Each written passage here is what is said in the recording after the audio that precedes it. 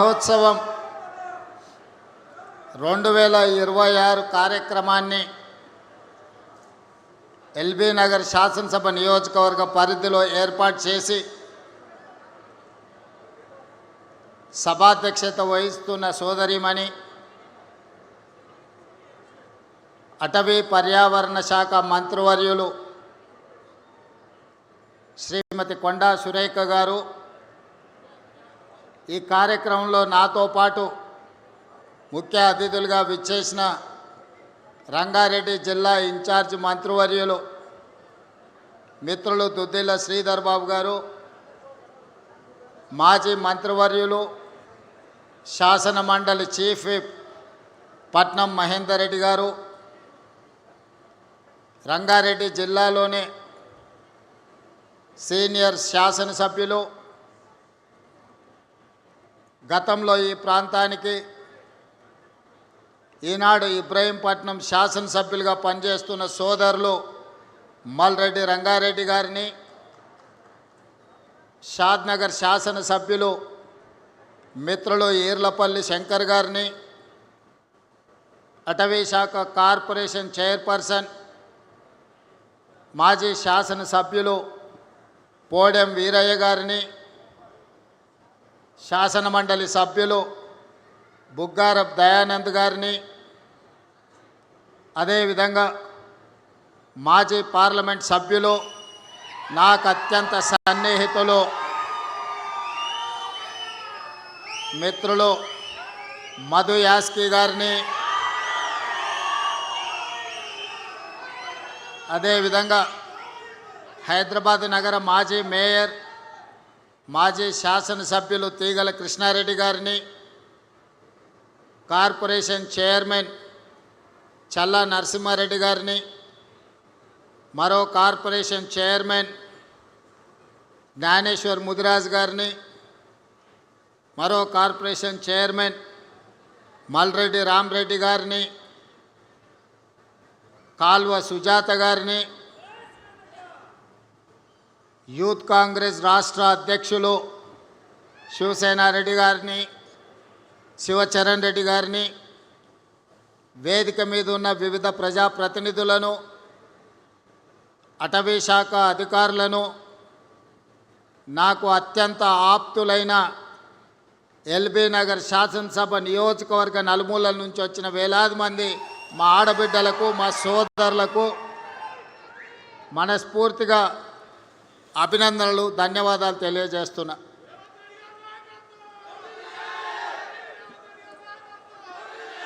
మిత్రులారా, ఎల్బీ నగర్ శాసనసభ నియోజకవర్గం అంటే నాకు చాలా ప్రత్యేకమైన అభిమానం. 2018 శాసనసభ నియోజకవర్గ ఎన్నికలలో అనుకోని పరిస్థితులలో రాజకీయ కుట్రలో భాగంగా కొడంగల్ శాసనసభ్యుడిగా ఓటమి చెంది చాలామంది రేవంత్ రెడ్డి రాజకీయ శకం ముగిసింది, ఇక మళ్ళీ ఏమీ కానివ్వము అని ఆనాడు చాలామంది కుట్రపూరితంగా నవ్వుకున్నారు.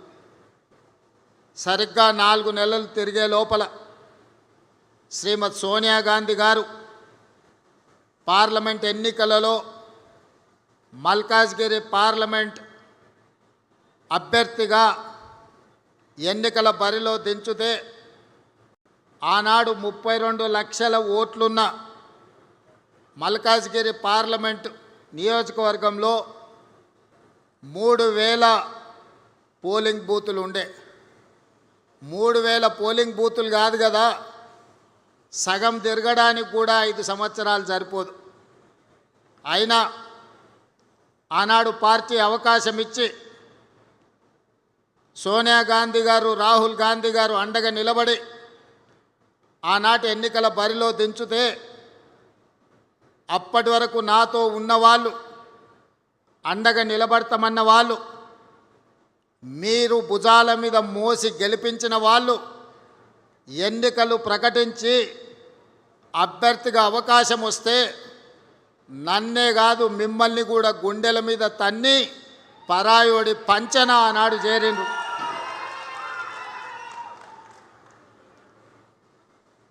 పార్టీ జెండా మోసిండ్రు కదా అని ఆ ఎన్నికల్లో మీరు గెలిపిస్తే మిమ్మల్ని నట్టేట ముంచి నన్ను ఎట్లయినా ఎన్నికల్లో ఓడించాలని ఒకరు మంత్రి పదవికి, ఇంకొకరు కార్పొరేషన్ చైర్మన్ పదవికి మీ అభిమానాన్ని తాకట్టు పెట్టి ఆనాడు మనల్ని అందరినీ మోసం చేసింది.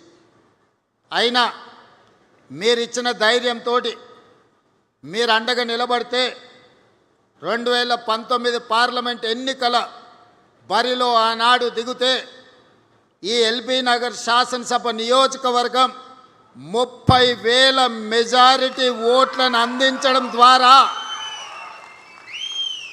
ప్రశ్నించే గొంతును నిలబెట్టాలి. తెలంగాణ 4 కోట్ల ప్రజల యొక్క సమస్యల్ని గల్లీ నుంచి ఢిల్లీ వరకు వినిపించే నినాదమై ఈ ప్రాంత ప్రజల యొక్క సమస్యల్ని లేవనెత్తుతాడని మీరు అభిమానం చూపించి మీరు గుండెల్లో పెట్టుకొని మీ భుజాల మీద మోస్తే మల్కాజ్గిరి పార్లమెంట్ సభ్యుడిగా ఢిల్లీకి నేను బయలుదేరిన. మీ అభిమానం, మీ గుండె ధైర్యం తీసుకొని ఢిల్లీకి బయలుదేరితే పార్లమెంటులో అక్కడ జరుగుతున్న సమావేశాలలో పార్టీ తరఫున, ప్రజల తరఫున గట్టిగా నిలబడి కొట్లాడినప్పుడు శ్రీమతి సోనియా గాంధీ గారు, శ్రీ రాహుల్ గాంధీ గారు, మల్లికార్జున్ ఖర్గే గారు నన్ను చూసి గుర్తించి పిసిసి అధ్యక్షుడిగా అవకాశం ఇస్తే వెనక్కి తిరిగి చూడకుండా 3 సంవత్సరాలు నిరంతరం కొట్లాడితే 2023 7 తారీఖు నాడు ఎల్బీ స్టేడియంలో లక్షలాది మంది ఆశీర్వాదంతో ప్రజాపాలన ప్రభుత్వాన్ని మనం ఏర్పాటు చేసుకున్నాం. మిత్రులారా, ఈ ప్రాంతంలో అటు నల్గొండ జిల్లా కావచ్చు, మహబూబ్ నగర్ ఉమ్మడి జిల్లా కావచ్చు, రంగారెడ్డి జిల్లా సోదరులు 90% నివసిస్తారు. మీరందరూ ఆనాడు అభిమానంతో అవకాశం ఇచ్చిండ్రు కాబట్టి కుట్రలో భాగంగా పడిపోయిన నన్ను నిటారుగా నిలబెట్టి అండగా నిలబడ్డారు. కాబట్టి ఈనాడు తెలంగాణ రాష్ట్ర ముఖ్యమంత్రిగా మళ్ళీ ఎల్బీ నగర్ శాసనసభ నియోజకవర్గంలో మీ ముందు నిలబడి ఈ ప్రాంత అభివృద్ధికి 100% నేను సహకరిస్తానని ఈ వేదిక మీద నుంచి సవినయంగా విజ్ఞప్తి చేస్తున్నా. ఆనాడు పార్లమెంట్ సభ్యుడిగా ఇక్కడ కాలనీలలో వర్షం వచ్చినప్పుడు మల్రెడ్డి రామరెడ్డి ఇక్కడనే ఉన్నాడు. కొంతమంది మిత్రులు కార్పొరేటర్లు ఇక్కడ లేకపోయినా ఆనాడు వరదల్లో కాలనీలు మునిగినప్పుడు కప్పెర చెరువు నీళ్లు మొత్తం ఇక్కడ కమ్మేసినప్పుడు మీరు సమస్యలు ఉన్నాయంటే అధికారుల మీద ఒత్తిడి తేవడానికి, ప్రభుత్వానికి సమస్యల్ని విజ్ఞప్తి చేయడానికి ఆనాడు ఈ బస్తీలన్నీ తిరిగినాం. ఈ ప్రాంతంలో దాదాపుగా 90% అన్ని పార్టీల రాజకీయ నాయకులను నేను గుర్తుపడతా. ఈ ప్రాంతానికి వస్తే నా సొంత ఊరు కొండారెడ్డిపల్లికి వెళ్ళినప్పుడు ఏ అనుభూతి కలుగుతుందో ఈ ప్రాంతానికి వచ్చినప్పుడు కూడా నాకంతే అనుభూతి కలుగుతుంది. ఎందుకంటే మా ఊరిలో నన్ను ఎంతమంది మావాడు అనుకొని అభిమానంగా చూస్తారో ఈ ఎల్బీ నగర్ ప్రాంతంలో ప్రతి ఒక్కరూ పార్టీలకు అతీతంగా మావాడు రేవంత్ రెడ్డి ఈరోజు ఎదిగిండు, ఈరోజు తెలంగాణ రాష్ట్రానికి ముఖ్యమంత్రి అయిండని అభిమానంతో పలకరిస్తారు. ఏ రాజకీయ నాయకుడికైనా ఈ అభిమానమే కావాల్సింది. ఆ అభిమానమే ఈనాడు ఇక్కడ నన్ను నిలబెట్టింది. అందుకే ముఖ్యమంత్రి అయిన తర్వాత ఈ ముఖ్యంగా మల్కాజ్గిరి పార్లమెంటు నియోజకవర్గ పరిధిలో ఒకనాడు రంగారెడ్డి జిల్లాలో అటువైపే అభివృద్ధి కనిపించింది. నగరాలు వచ్చినా, కాలనీలు వచ్చినా, హైటెక్ సిటీలు వచ్చినా, అంతర్జాతీయ స్థాయి యూనివర్సిటీలు వచ్చినా అన్నీ ఆ వైపునే రంగారెడ్డి జిల్లాలో వచ్చినాయి. నగరానికి కూతవేటు దూరంలో ఉన్న మన ఎల్బీ నగర్ కావచ్చు, బిఎన్ రెడ్డి నగర్ కావచ్చు, వనస్థలిపురం కావచ్చు, హయత్ నగర్ కావచ్చు, లేకపోతే గుర్రంగూడ కావచ్చు, బైరామల్ కూడా కావచ్చు, సాహెబ్ నగర్ కావచ్చు, ఈ ప్రాంతం హైదరాబాద్కు అతి సమీపమైన ప్రాంతం మన చంద్రాయన్ గుట్టతో సహా. సంతోష్ నగర్ గురించి, సైదాబాద్ గురించి నేను చెప్పాల్సిన అవసరం లేదు. ఏ రోజు ఈ ప్రాంతం అభివృద్ధి అంటే ఎవరికి పట్టలే. దీని ఓల్డ్ సిటీ అనో లేకపోతే చిన్న చిన్న మారుమూల గ్రామాలను వదిలేసిండ్రు. ఏ రోజు కూడా ఇక్కడ నిధులు ఇచ్చాలన్న ఆలోచన చేయలే. మన ఓట్లతో గెలిచేది, కానీ అభివృద్ధి ఇంకొక వైపున జరిగేది. అందుకే నేను ఆలోచన చేసి రంగారెడ్డి జిల్లాలో ఈ వైపున ఏ అవసరమున్నా చెయ్యాలని కొత్తపేట ఫ్రూట్ మార్కెట్ తరలిస్తే కూడా ఆ ఫ్రూట్ మార్కెట్ వెనకాల కూడా కొత్తగా షెడ్లు వేస్తే అవినీతితో కూడుకున్న షెడ్లు ఆనాడు గాలి దుమారానికి ఆ రేకులు పోయి వందలాది మంది కాళ్ళు చేతులు తెగినాయి. అందుకే ఈనాడు శంషాబాద్ దగ్గర 240 ఎకరాలలో 2400 కోట్ల రూపాయలతోని అంతర్జాతీయ ప్రమాణాలతోని ఈరోజు ఫ్రూట్ మార్కెట్, అదేవిధంగా flower market, fish market, mutton, chicken ఏం కావాలన్నా, పోల్ట్రీ ఏమి కావాలన్నా అందుబాటులో ఉండే ఒక అంతర్జాతీయ మార్కెట్ను మన వైపు తీసుకొచ్చినాం. ఇవాళ ఇక్కడ కూడా ఈ స్థలాన్ని కబ్జా పెట్టుకోవాలని కొంతమంది ఇది ప్రైవేట్ భూమిగా దీన్ని చిత్రీకరించి అధికారులను కొందరిని అనుకూలంగా మార్చుకొని కొన్ని కోర్టుల్లో తీర్పులు తెచ్చుకొని ఈ ప్రాంతాన్ని లేఅవుట్లు చేసి ఎకరాలను గజాలుగా మార్చి అమ్ముకోవాలని ప్రయత్నం చేసింది.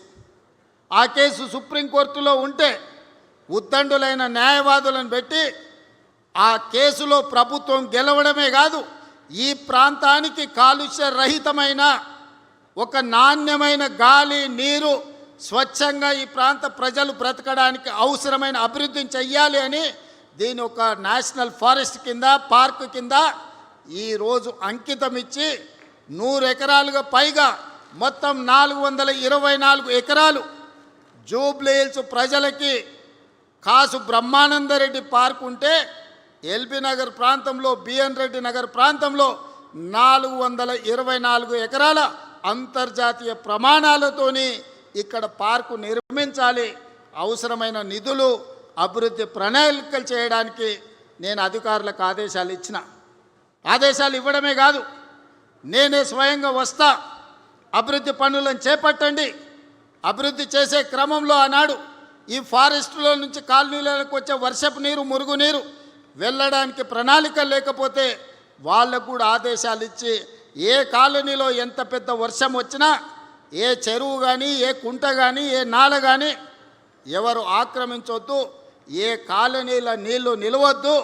కష్టపడి సంపాదించుకున్న ఆస్తి, టీవీలు కావచ్చు, ఫ్రిడ్జులు కావచ్చు, మంచాలు కావచ్చు, పిల్లలు చదువుకునే పుస్తకాలు కావచ్చు, వాళ్ళ సర్టిఫికెట్లు కావచ్చు, నీళ్ళలో తడవద్దు, ఏ పేదవాడి ఇబ్బంది రావద్దు అని ఈరోజు ఆ నీళ్లు కూడా స్వేచ్ఛగా వెళ్ళేటట్లు ఏర్పాట్లు చేయమని చెప్పిన. ఆనాడు వర్షాలలో సరూర్ నగర్ చెరువు ప్రాంతంలో బస్తీలే మునిగిపోయినాయి. జీవితకాలం కష్టపడి సంపాదించుకుందంతా నీళ్ళలో కలిసిపోయినాయి. అందుకే ఈనాడు ఆ కష్టాలు ఉండొద్దు, ఆ కష్టాలకు కారణమైన కబ్జాదారుల కోరలను పీకాలని ఈనాడు హైడ్రా సంస్థను తీసుకొచ్చినాం.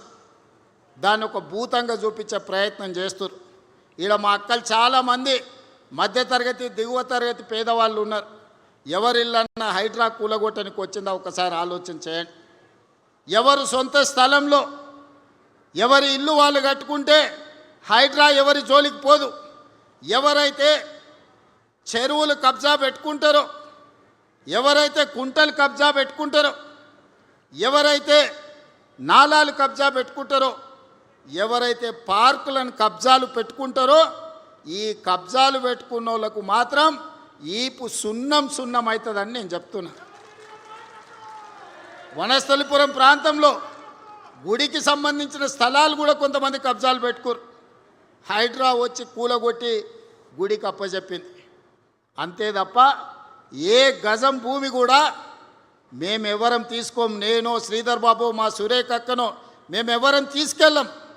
ప్రజలకు ఉపయోగపడే విధంగా పార్కులకు అభివృద్ధి చేసి, గుడులు అభివృద్ధి చేసి, నీళ్లు నిలవడానికి ఒక అవకాశం ఇస్తే నీళ్ళు ఎక్కడైతే ఉంటాయో మనం ఆ నీళ్ళ స్థావరాలను కబ్జా పెట్టుకుంటే వెళ్ళడానికి దారి దొరక్క ఆ నీళ్లు మన ఇళ్ళని కబ్జా పెట్టుకుంటున్నాయి. మన బస్తీలకు నీళ్ళు ఎందుకు వస్తున్నాయి? చెరువులు కుంటలు మనం ఆక్రమించుకుంటే వాన వచ్చినప్పుడు ఆ నీళ్లు మన బస్తీలు ఆక్రమించుకుంటున్నాయి. కొద్దిమంది కబ్జా చేసుకుంటే వేలాది కుటుంబాలు ఈరోజు నష్టాన్ని భరించాల్సి వస్తున్నాయి, కష్టాలను ఎదుర్కోవాల్సి వస్తున్నాయి. ఈనాడు మన సమస్యకు, మన బస్తీలు నీళ్ళలో మునగడానికి, మన కాలనీలలో నీళ్లు అట్లనే ఉండడానికి కారణం కొంతమంది కబ్జా రాయిలు కబ్జా పెట్టుకోవడమే. ఆ కబ్జాలు పెట్టేటోళ్ళు ఎవరైనా సరే, ఎంత వారైనా సరే ఈ ప్రభుత్వం వదలదు అని చెప్పి ఈనాడు నేను స్పష్టంగా చెప్పదలుచుకున్నా.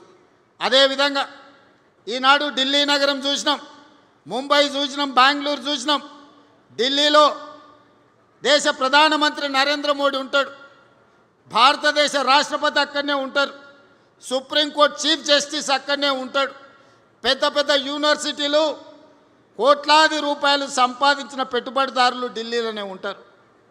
కానీ ఆ ఢిల్లీ నగరం కాలుష్యం, గాలి విషం, నీరు విషం, అక్కడ నివసించలేని పరిస్థితి, ఇంట్లోకి వెళ్ళి బయటకు వెళ్ళలేని పరిస్థితి, పాఠశాలలు బంద్, పార్లమెంటు బంద్, రోడ్లు బంద్, పరిశ్రమలు బంద్, హోటళ్ళు బంద్.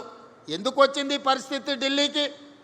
అక్కడ పాలకులు పట్టించుకోకపోవడం, పాలకులు కాలుష్యాన్ని నియంత్రించకపోవడం వల్ల ఇవాళ ఢిల్లీ నగరానికి ఆ పరిస్థితి దాపురించింది. ప్రధానమంత్రి గారు కూడా ఏమి చేయలేని పరిస్థితి. ముంబైలో వర్షం వస్తే 24 గంటలు ఇంట్లోకి వెళ్ళలేని పరిస్థితి. బెంగళూరులో ఇంట్లో నుంచి బయటకు వస్తే ఎయిర్పోర్ట్ పోవాలంటే ఎప్పుడు పోతాడో, విమానం ఉంటుందా ఎగిరిపోతుందా తెలియని పరిస్థితి. అందుకే ఈనాడు మన నగరానికి ఆ పరిస్థితి రావద్దు. ఈనాడు మన నగరాన్ని గొప్ప నగరంగా, విశ్వ నగరంగా తీర్చిదిద్దుకోవాలి, అంతర్జాతీయ ప్రమాణాలతో అభివృద్ధి చేసుకోవాలనే ఒక గొప్ప లక్ష్యంతో ఈనాడు మూసీ నది పునరుజ్జీవన కార్యక్రమాన్ని పెట్టుకున్నాం. మూసీని ప్రక్షాళన చేస్తామంటే ఈనాడు మనకు అడ్డం పడుతున్నారు. ఆయల్ల చాదర్ఘట్ ఆ ప్రాంతంలో మూసీ నది ఒడ్డున ఉన్న వాళ్లకు ఆనాడు అక్కడ ఉన్న ఇండ్లన్నీ టీకేఆర్ కాలేజీ దగ్గరికి తరలించిండ్రు. ఏదన్నది నందనవనం. ఆయల్ల నందనవనానికి వెళ్ళమంటే వాళ్ళందరూ చాలా దుఃఖానికి లోనైన. ఇవాళ నందనవనం ఓట్లు లేకుండా ఎవరు ఎమ్మెల్యే కాని పరిస్థితి వచ్చింది. ఎవరిక్కడ ఎమ్మెల్యే కావాలన్నా మొట్టమొదట నందనవనంకి పోయి అక్కడ ఉన్న వాళ్ళకి దండం పెట్టుర్రా నాయన అని చెప్పుకునే పరిస్థితి. ఎంపీగా నిలబడ్డప్పుడు నేను కూడా నందనవనానికి పోయి మా అక్కలందరినీ ఆడగాల్చి వచ్చినాను. ఇవాళ నందనవనానికి ఒక ప్రత్యేకత వచ్చింది. ఇవాళ కృష్ణారెడ్డి కాలేజీ ప్రాంతంలో ఈరోజు ఫ్లైఓవర్లు వేసుకున్నాం. ఈరోజు ఔటర్ రింగ్ రోడ్ వచ్చింది, రోడ్ల వెడల్పు కార్యక్రమం అయింది. ఇవన్నీ కూడా ఆనాడు ముందు చూపుతో చేయకపోయిన ఉంటే, హైటెక్ సిటీ కట్టకపోయిన ఉంటే, ఔటర్ రింగ్ రోడ్ అంతర్జాతీయ ఎయిర్పోర్ట్ నిర్మించకపోయిన ఉంటే, ఐటీ ఫార్మా కంపెనీలు తేకపోయిన ఉంటే ఇవాళ అంతర్జాతీయ స్థాయిలో మనకి గుర్తింపు వస్తుండేనా? ఆయల్లో కూడా కుట్రలు చేసిన వాళ్ళు ఉండ్రు, కడుపులో విషం పెట్టుకున్న వాళ్ళు ఉండ్రు, కాళ్ళల్లో కట్టెలు పెట్టిన వాళ్ళు కూడా ఉండ్రు ఆయల్ల. కానీ ఆయల్ల పాప దేవేందర్ గౌడ్ గారు నిరంతరం కృషి చేసి ఆ రోజు భూసేకరణకు సద్దన్నం కట్టుకొని పోయి కూర్చొని 5,000 6,000 ఎకరాల భూమి ఎయిర్పోర్ట్ కోసం సేకరించే దాంట్లో దేవేందర్ గౌడ్ గారు తీవ్రమైన కృషి చేశారు. ఇవాళ ప్రపంచ చిత్రపటంలో శంషాబాద్ ఎయిర్పోర్ట్ వచ్చిందంటే దేవేందర్ గౌడ్ లాంటి వాళ్ళ కృషి ఎంతో ఉంది. హైటెక్ సిటీ ఆ రోజు కట్టింది కాబట్టి ఐటీ కంపెనీలు వచ్చినాయి. మరి నేను మా సోదరులను అడుగుతున్నా, మా ఎల్బీ నగర్ సోదరులు నాకు కుటుంబ సభ్యులతో సమానం. ఆ ఎల్లా సిరీస్ ఫ్యాక్టరీ ఉంటే ఈ ప్రాంతంలో అన్నం వండుకుంటే ఎట్లుండేదో మా అక్కలు చెప్పాలి. పాత తరం వాళ్ళు ఉంటే వాళ్ళకి తెలుసు. ఈ ప్రాంతంలో బోరింగ్ నీళ్లు పెట్టి అన్నం వండుకుంటే పచ్చగా వచ్చేది. సిరీస్ కంపెనీ దెబ్బకు ఈడ ఇండ్లు ఎక్కడెక్కడికి పోయి భూముల విలువ లేకుండే. సిరీస్ కంపెనీ బంద్ అయినాకనే మనకి ఈరోజు బోరింగ్ నీళ్లు కనీసం అంట్లు తోముకోవడానికి ఉపయోగించుకుంటున్నాం. ఒకప్పుడు మూసి 6 అయిందంటే దిల్చుకున్నారు బస్ స్టాండ్ కాడ నోరు తెరిచే పరిస్థితి లేదు. నోరు తెరిస్తే నోటి నిండా దోమలు పోయేది. చికెనో మటనో తిన్నట్టు ఉండేది దోమలు తింటే. పాత తరం ఉన్నోళ్ళకి చాలా మందికి తెలుసు, ఇప్పుడు కొత్త పిల్లలకు తెలియకపోవచ్చు. ఇవాళ వీళ్ళందరూ ఇదంతా బాగానే ఉంది అనుకుంటారు. మూసి దెబ్బకు ఈ ప్రాంతంలో ఇల్లు కూడా కిరాయికి తీసుకునేటోళ్ళు వచ్చేటోళ్ళు కాదు. ఎందుకంటే నేను దిల్చుకునేరులోనే ఉండిపోయినా, నాకు తెలుసు మూసి పక్కలే ఉంటే ఎంత కష్టం ఉంటుందో.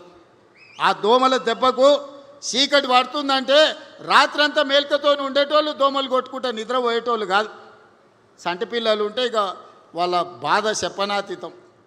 అందుకే ఇవాళ మూసి ప్రక్షాళన చేయాలని, రోడ్లను విస్తరించుకోవాలని, చెరువుల నాలాలను కుంటల్ని కబ్జాలను తొలగించాలని, ఒక మంచి వాతావరణం, కాలుష్యరహితమైన నగరాన్ని ఈరోజు మన ప్రజలకు ఇవ్వాలని ప్రభుత్వం ప్రయత్నం చేస్తుంది. ఇవాళ మనకు నగరం విస్తరిస్తుంది, అవసరాలు పెరిగిపోయినాయి. అందుకే ఈ ప్రాంతంలో 30,000 ఎకరాలలో భారత్ ఫ్యూచర్ సిటీ కట్టుకుందామంటే మీకు భారత్ ఫ్యూచర్ సిటీ వద్దు, మీకు మొత్తం కాలుష్యం ఉండే కెమికల్ ఫ్యాక్టరీలు కట్టుండి సిరీస్ లాంటి ఫ్యాక్టరీలేనంట 1000 ఫ్యాక్టరీలు తెచ్చాడు కడతాడంట. ఒక ఆయన తాటి సెట్ చెప్తున్నాడు. అక్కడ ఫార్మా కంపెనీలే ఉండాలి, మేము వచ్చినాక ఫ్యూచర్ సిటీ రద్దు చేస్తున్నామని. మీ ఫ్యూచర్ని ఎప్పుడో ప్రజలు రద్దు చేసిర్రా నాయన. ఒక ఆయన ఫామ్ హౌస్ పోయిన, ఇంకొక ఆయన సెట్లంబడి తిరుగుతున్నాడు. ఫ్యూచర్ లేనివాడల్లా ఫ్యూచర్ సిటీ రద్దు చేస్తా అంటున్నాడు. నువ్వు మళ్ళీ వచ్చేసారి సిద్దిపేట గెలితే కదా ఇవన్నీ మాటలు ముచ్చట్లు. నేను ఈ ప్రాంతాన్ని, నా ఊరు ఇక్కడి నుంచే పోయేది, ఈ బాధలు నాకు తెలుసు. నేను ఇక్కడనే చదువుకున్నప్పుడు ఇక్కడనే ఉన్నా. నేను ఇక్కడ ఎవరు ఉంటారు, ఎవరికి ఏం కావాలి. నేను జూబ్లీ హిల్స్లో ఉండొచ్చు, కానీ ఇక్కడ ఎల్బీ నగర్లో ఉన్న మా వాళ్ళందరికీ కాలుష్యం ఇస్తే, ఇక్కడ మొత్తం జీవించలేని పరిస్థితి కల్పిస్తే, ఊర్లలో భూములు అమ్ముకొని 100 గజాలు 200 గజాలు 300 గజాల ఇండ్లు కట్టుకున్నారు. వాళ్ళందరూ ఏం కావాలి? దీన్ని మళ్ళీ కాలుష్యం చేసుకుందామా? ఫార్మా కంపెనీలు మళ్ళీ సిరీస్ లాంటి ఫార్మా కంపెనీలు ఇక్కడ తెచ్చుకుందామా?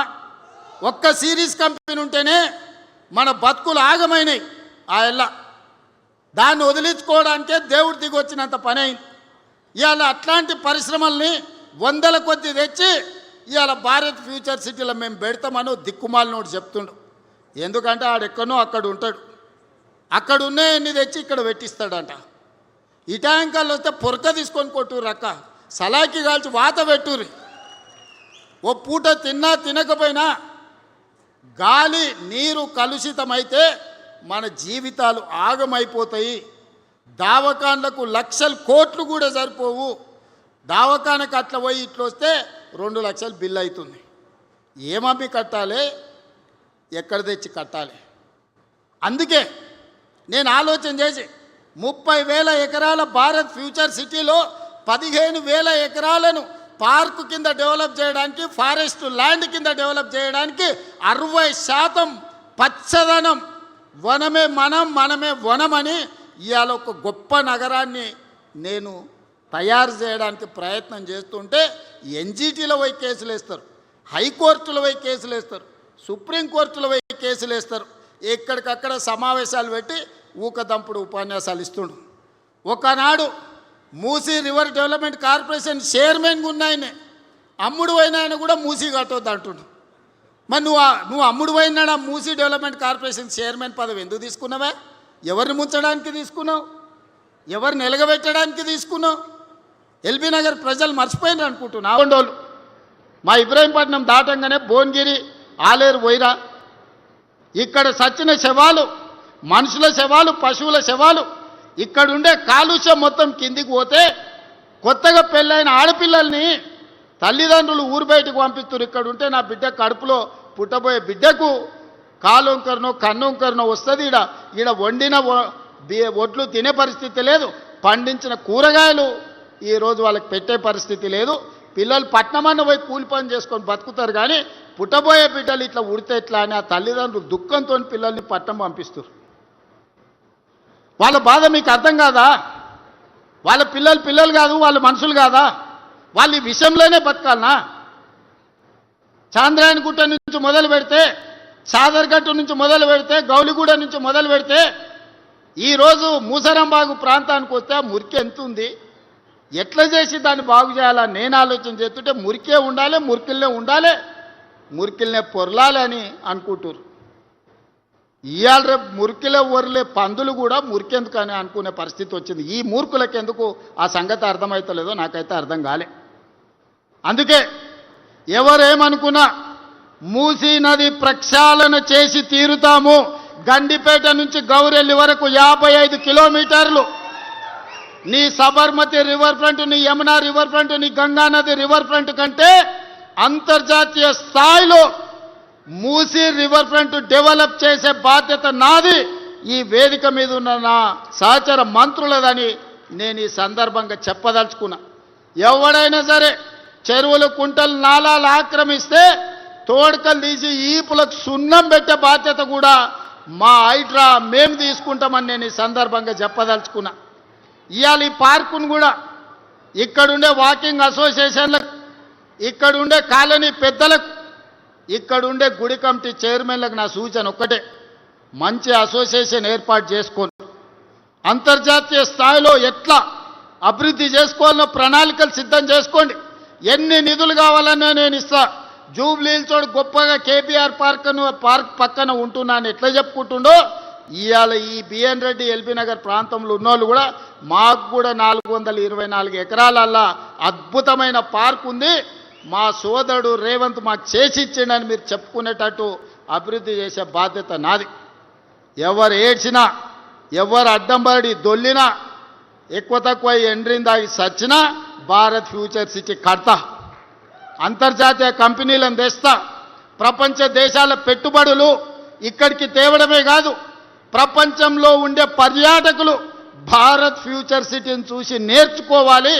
ఈనాడు మనం సింగపూర్, టోక్యో, హాంకాంగ్ చూసి, న్యూయార్క్ను చూసి గొప్ప నగరం అని ఎట్లా అనుకుంటున్నామో, భవిష్యత్ తరాలు భారత్ ఫ్యూచర్ సిటీని కూడా చూసి అంత గొప్పగా చర్చించుకునేటట్టు ఆ నగరాన్ని తీర్చిదిద్దే బాధ్యత మీ సోదరుడిగా నేను తీసుకుంటా. ఈ ప్రాంత రుణం తీర్చుకునే అవకాశం వచ్చింది.